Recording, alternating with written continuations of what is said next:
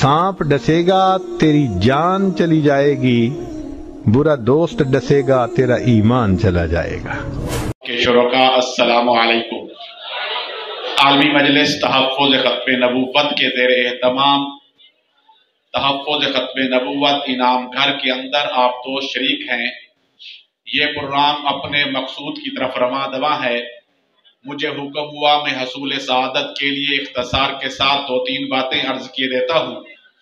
रहमत कायनात, मकसूद कायनात, सरदार अंबिया मुहम्मद मुस्तफ़ा अहमद मुज्तबा हबीब किबरिया खातमन नबीयीन सल्लल्लाहु अलैहि वसल्लम के तशरीफ ले आने के बाद मेरे अल्लाह ने हमेशा हमेशा के लिए सिलसिला नबुव्वत को मुकम्मल कर दिया। नबुव्वत अपनी तकमील को पहुंची। आप सल्लल्लाहु अलैहि वसल्लम अल्लाह के आखिरी नबी, आखिरी रसूल और आखिरी पैगंबर ठहरे। आप सल्लल्लाहु अलैहि वसल्लम के बाद अब क़यामत की सुबह तक कोई नबी पैदा नहीं होगा। हजरत आदम अलैहिस्सलाम सबसे पहले नबी, आप सल्लल्लाहु अलैहि वसल्लम सबसे आखिरी नबी। हजरत आदम अलैहिस्सलाम से पहले कोई नबी नहीं था। आप सल्लल्लाहु अलैहि वसल्लम के बाद अब क़यामत की सुबह तक कोई नबी पैदा नहीं होगा। इस अकीदे को अकीदा ख़त्म नबुव्वत कहा जाता है। आप सल्लल्लाहु अलैहि वसल्लम के बाद जब भी किसी बदबख्त और बदनसीब ने नबुव्वत का झूठा दावा किया, वो यमन का अस्वदंसी हो, यमामा का मुसैलमा कज़्ज़ाब, या ईरान का बहाउल्लाह, या कादियान का मिर्जा कादियानी, मेरे नबी के बाद जब भी किसी बदनसीब ने नबुव्वत का झूठा दावा किया, पूरी उम्मत ने एक मिनट ज़ाय किए बगैर मैदान में उतरकर अलल इलान एक पेज पर खड़े होकर एक मौक़िफ़ इख्तियार करते हुए ये कहा कि मेरे नबी के बाद जो शख्स भी नबुव्वत का झूठा दावा करे उसका इस्लाम और अहले इस्लाम के साथ कोई ताल्लुक नहीं, वो काफिर और मुर्तद दायरा इस्लाम से खारिज है। मेरे दोस्तों तवज्जो फरमाइए, अस्वद अंसी ने भी नबुव्वत का झूठा दावा किया, मुसैलमा कज़्ज़ाब ने भी नबुव्वत का झूठा दावा किया, और मिर्ज़ा गुलाम कादियानी बदनसीब ने भी नबुव्वत का झूठा दावा किया। मुसैलमा कज़्ज़ाब ये कहता था कि मैं भी नबी, हुजूर भी नबी, मैं छोटा, हुजूर बहुत बड़े। आप सल्लल्लाहु अलैहि वसल्लम ने हजरत फिरोज दहलवी को भेजकर उसको वासिले जहन्नम कराया। मुसैलमा कज़्ज़ाब ने नबुव्वत का झूठा दावा किया। वो ये कहता था कि मैं देहातों का नबी, हुजूर शहरों के नबी। असहाबे रसूल ने मैदान में उतरकर बहुत बड़ी कुर्बानी देकर मुसैलमा कज़्ज़ाब का काम तमाम किया।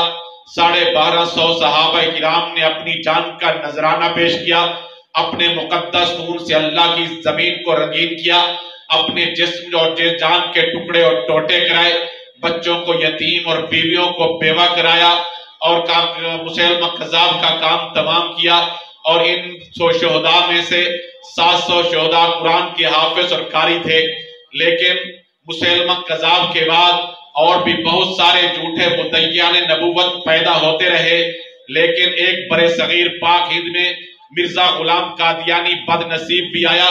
उसने भी झूठी नबुव्वत का दावा किया, और मिर्जा गुलाम कादियानी ने जिन अल्फाज के साथ नबुव्वत का झूठा दावा किया, उन अल्फाज के अंदर मिर्जा गुलाम कादियानी ने मेरे और आपके पैगंबर जनाब मोहम्मद अरबी सल्लल्लाहु अलैहि वसल्लम की इतनी बड़ी तौहीन की।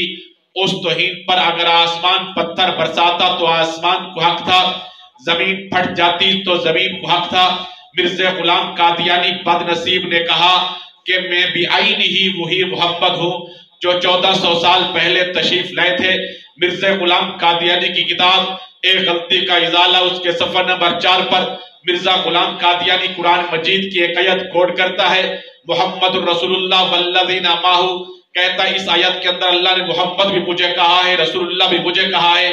गोया कि मिर्जा गुलाम कादियानी ये कहना चाहता है मैं खुद मोहम्मद रसूलुल्लाह हूं, नऊज़ बिल्लाह। मेरे दोस्तों और बुजुर्गों, मिर्जा गुलाम कादियानी सिर्फ यहां तक नहीं रुका, बल्कि उस बदनसीब का यह भी दावा था अब सहाबी वो होगा जो मिर्जा गुलाम कादियानी को देखेगा। मिर्जा गुलाम कादियानी की बीवी उम्मुल मोमिन होगी, मिर्जे की बेटी सैयदतुन निसा होगी, मिर्जे का घराना अहले बैत होगा। मिर्जा गुलाम कादियानी कहता था अब मदार निजात मिर्जे गुलाम कादियानी की जात है, नऊज़ बिल्लाह हुजूर की जात नहीं।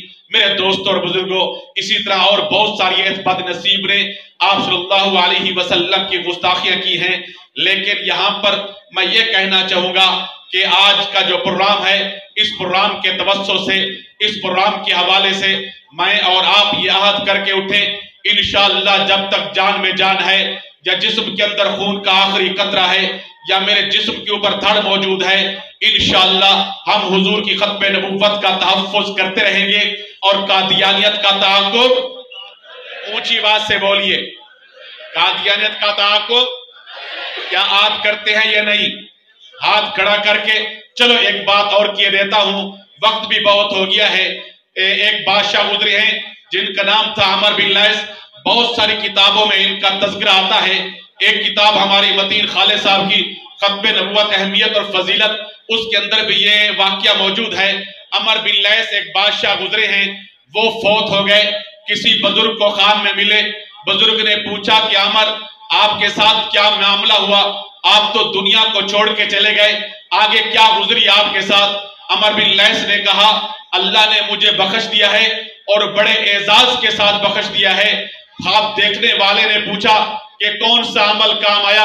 آپ نے بڑے بڑے اعمال کیے، نمازیں پڑھی، روزہ رکھا، حج کیے، عمرے کیے، بیت اللہ شریف کے طواف کیے، غریبوں کے ساتھ ہمدردی کی، یتیموں کا سہارا بنے، ہمسایوں کے حقوق ادا کیے، کون سا عمل کام آیا؟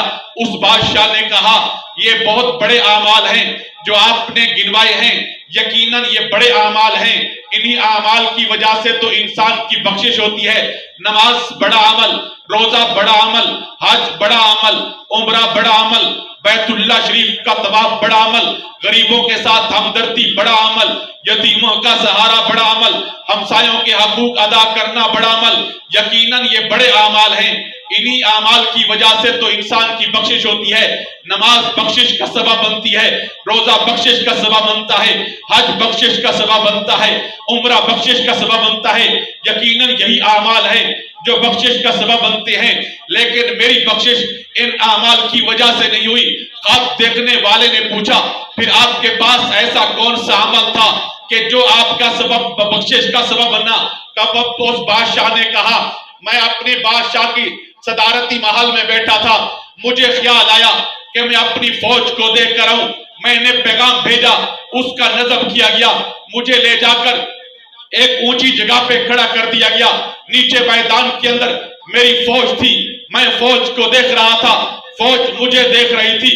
دیکھتے دیکھتے میرے دل اور دماغ کے اندر یہ خیال گزرا آئے کاش میرے نبی نے ابھی پردہ نہ فرمایا ہوتا، میرے پیغمبر اپنے صحابہ کی جماعت کو لے کر مدینہ طیبہ سے باہر دشمن کے خلاف جنگ کرنے کے لیے تشریف لے جا رہے ہوتے، میں اپنی پوری فوج لے جا کر اپنے پیغمبر کے سامنے کھڑا کرتا، برستی آنکھوں کے ساتھ، بڑی عاجزی اور انکساری کے ساتھ جھک جھک کر اپنے پیغمبر سے درخواست کرتا اے میرے پیارے نبی، اے میرے پیارے پیغمبر، آپ دشمن کے خلاف صحابہ کی جماعت کو لے کر جنگ کرنے کے لیے تشریف لے جا رہے ہیں، آج میں چاہتا یہ ہوں اس جنگ کے اندر یہ میری تیار فوج حاضر ہے، اس پوری فوج کو لے جا کر اپنے دشمن کے ساتھ ٹکرا دیجئے۔